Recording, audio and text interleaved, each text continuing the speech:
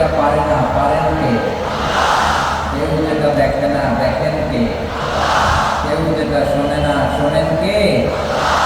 সে আল্লাহ রাব্বুল ইজ্জা ওয়াল জালালের দরবারে আমরা শুকরগুজার হচ্ছি, আমরা সবাই করছি কালিমাতুশ শুকর আলহামদুলিল্লাহ। প্রিয় চাঁপাইনবাবগঞ্জবাসী, গলা ছেড়ে দিয়ে আওয়াজ করে আমার সাথে পড়ুন, রব্বানা লাকাল হামদ হামদান কাসীরান তাইয়্যিবান মুবারাকান ফী ইয়া রাব্বি লাকাল হামদু কামা ইয়ানবাগি الحمد بالإيمان لك الحمد بالإسلام لك الحمد بالقرآن সুস্থ আছেন সবাই? জোহরের সালাত আদায় করতে পেরেছেন তো জামাতে? দুপুরের খাবার খেয়েছিলেন? আমিও খাই নাই। আপনারা খান নাই, আমিও খাই নাই। নেমেই চলে আসছি, না খেয়ে চলে আসছি।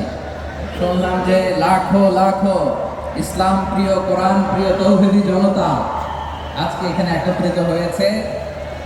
চলে এসেছি সরাসরি আলহামদুলিল্লাহ। বিভাগীয় সফরে এবছরের আল্লাহ মেহরবানিতে সর্বশেষ বিভাগীয় সফর রাজশাহী বিভাগের প্রোগ্রাম এই চাঁপাইনবাবগঞ্জে হচ্ছে আলহামদুলিল্লাহ। আমি সবাইকে অন্তরের অন্তঃস্থল থেকে শুকরিয়া জানাই যারা এই প্রোগ্রামে আপনারা অংশগ্রহণ করেছেন। আমি অন্তরের অন্তঃস্থল থেকে ধন্যবাদ এবং মোবারকবাদ জানাতে চাই আজকের প্রোগ্রামের অর্গানাইজিং কমিটিকে। খুব সম্ভবত জাবালুন নূর ফাউন্ডেশনের উদ্যোগে আজকের চাঁপাইনবাবগঞ্জের ঐতিহাসিক তাফসীরুল কোরআনের প্রোগ্রাম আয়োজন হয়েছে।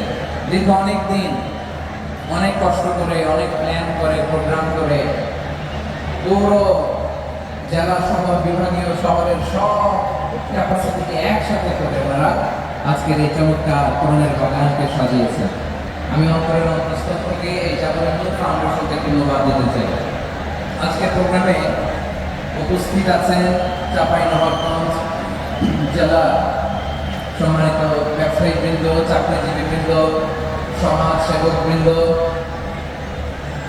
ছাত্র জনতা, পর্দার আড়ালে মায়েরা, বোনেরা, আইন শৃঙ্খলা বাহিনী, প্রশাসনের ভাইয়েরা, বিশেষ করে সেনাবাহিনী, র্যাব, বিজিবি, ভলান্টিয়ার্স, সাংবাদিক বন্ধুরা, মিডিয়া কর্মী, ইউটিউবার্স, আমি সবাইকে অন্তরের অন্তঃস্থল থেকে শুভেচ্ছা এবং মোবারকবাদ জানিয়ে শুরু করছি।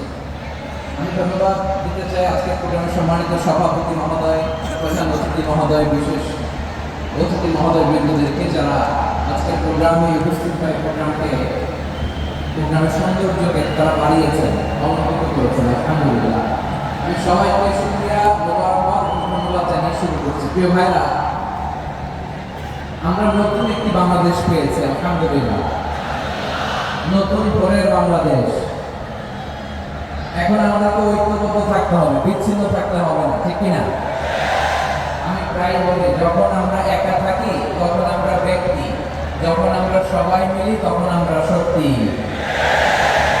আমাদের এই ইউনিটি, আমাদের এই ঐক্যবদ্ধ শক্তিকে আগামী ইসলামের জন্য কাজে লাগাতে হবে, চিল্লা করে ঠিক কিনা? Especially the Gen Z of Chapainababganj, the Gen Z of Rajshahi. তোমরা দেখিয়ে দিয়েছো কিভাবে জাতিকে শায়েস্তা করতে হয়। আল্লাহু আকবার। চোখের ইশারায় কি তাদের কানেক্টিভিটি, কি তাদের বোঝাপড়া। 16-17 বছরে যেটা করা যায় নাই, অল্প কয়েক দিনের ব্যবধানে তাদের ইউনিটি গোটা বাংলাদেশকে উজ্জীবিত করেছে। চিৎকার করে বলেন ঠিক কিনা?